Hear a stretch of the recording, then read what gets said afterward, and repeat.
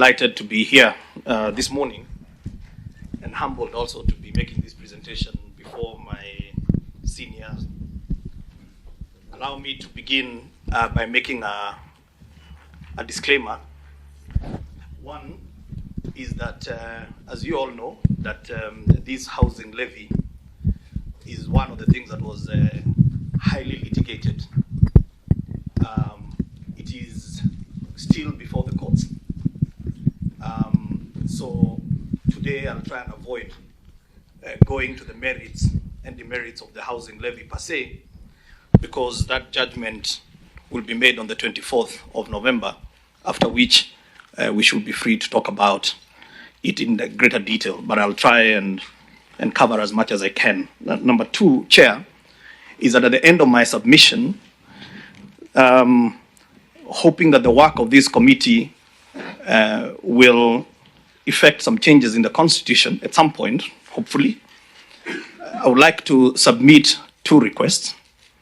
One is that under Schedule 4 of our Constitution, where the Senate religiously allocates resources to the counties, there is a small omission in that our Constitution has envisioned urban areas to be devolved, but it is missing in Schedule 4. And what that means is that our urban areas are not getting any resources unless it is the money from the World Bank that comes in as conditional grants. And that is a big problem because our cities and towns are dying and decaying because of lack of investment. And number two, I'd like to make a submission before this committee that we need to relook at how we address the issue of marginalization. I think the way we have defined marginalization, it is a little bit unfair to the class of people we call the urban poor. And I'd like to submit before this committee that the urban poor is probably the most marginalized person in Kenya. And we need to relook at how we define marginalization, because if we only define marginalization based on areas, and yet there is somebody who is probably a meal away from starvation, a person who has no basic sanitation, they actually pay to use ablution facilities. For someone who faces what we call the penalty of poverty, which is they pay 172% more for water than you and I. They pay up to 147% more for electricity. I think it is the high tide away. There are huge population. Chair, before I then get into the presentation, allow me to set a little bit of context. We all know the issue of the housing levy. At some point, I had to run to my good senior, Professor Ndongo, because I was confused whether we were actually debating a housing bill or the finance bill. And so all that sweating, Chair, that you are seeing coming out is because I was...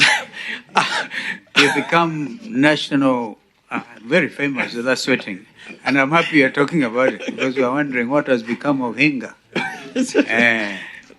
Let me say, the Honorable Vice President, that when I went to Professor Ndongo for some counseling, I was expecting some lessons in economics, but he referred me to the Bible. And he read for me Genesis chapter 3, verse 19. And he told me, Hinga, out of the sweat of your brow, you shall eat. So sweating is biblical. But the Bible seems to have helped in not sweating today. Maybe a bit too early to call it. Chair, there is a very interesting report that was done by the World Bank in the year 2017. Now, like anybody who would like to make comments on the issue, matters to do with housing, just get a copy of that. It's available online. It is called Unavailable and Unaffordable. And I believe this study painted a very good picture about the housing situation in Kenya. There are things that are indisputable. And I think where things become a bit murky is the how to solve. But there are certain things that are not in dispute. Number one, we are one of the fastest urbanizing countries in the world. We have over 500,000 people who are coming to urban areas every year. That is a fact. Number two, Chair, is that if you look at the percentage of what you call the urban population, at the moment, and these are very old statistics, which is 2019, after the census, we had about 6.5 million Kenyans living in slums. That is also a fact. So if you're adding 500,000 people every year into urban areas, when they come to those urban areas, what do they find? Chair, they find something which is interesting, and I know a professor here will back me up because of it's a lot more in economics. Chair, what you find is that we have very low incomes in Kenya. And where you have low incomes, and then you have got very expensive